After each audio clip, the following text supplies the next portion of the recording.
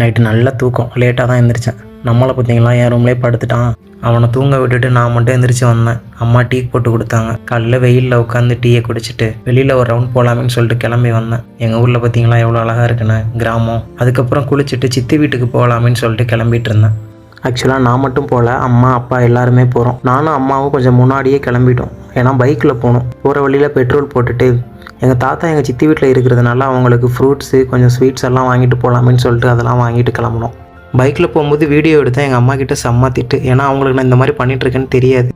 என் தங்கச்சி பூனைக்குட்டி வளர்க்குது பார்த்தீங்களா, அது கூட கொஞ்சம் நேரம் விளையாடிட்டு இருந்தோம். பேர் என்னமோ சொல்லிச்சு, நான் மறந்துட்டேன். அதுக்கப்புறம் எங்கள் சித்தி வீட்டில் இருந்து நாங்களும் அப்படியே பொறுமையாக கிளம்பிட்டோம். இப்போ அம்மாவும் ஆட்டோலேயே வந்தாங்க. அதனால் திட்டு வாங்காமல் வீடியோ எடுத்துகிட்டு வந்தேன். வீட்டுக்கு போகிற வழியில் கொஞ்சம் திங்ஸ் எல்லாம் வாங்க வேண்டியிருந்தது வீட்டுக்கு.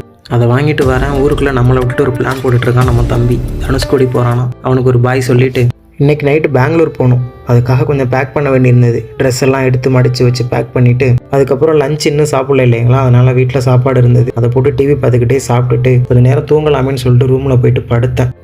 எந்திரிக்க 5 மணி ஆயிடுச்சு. அதுக்கப்புறம் எங்கள் சித்தப்பா சிக்கன் வாங்கிட்டு வந்திருந்தாங்க. அவங்க தோப்பில் தண்ணி அடிச்சிட்டு இருந்தனால அங்கே வர சொன்னாங்க. அங்கே போய் சிக்கனை சாப்பிட்டுட்டு என் தம்பி தண்ணி அடிச்சிட்டு இருந்தான். அவனுக்கு கொஞ்சம் ஹெல்ப் பண்ணலாம்னு நினச்சேன், பண்ணலை. இவன் கேம் விளாண்டுட்டு இருந்தான், இவனுக்கு ஹெல்ப் பண்ணேன் நான்.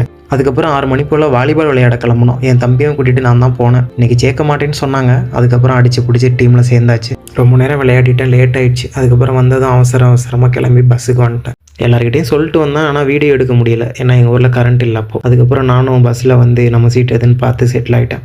நாளைக்கு பெங்களூரில் பார்க்கலாம்.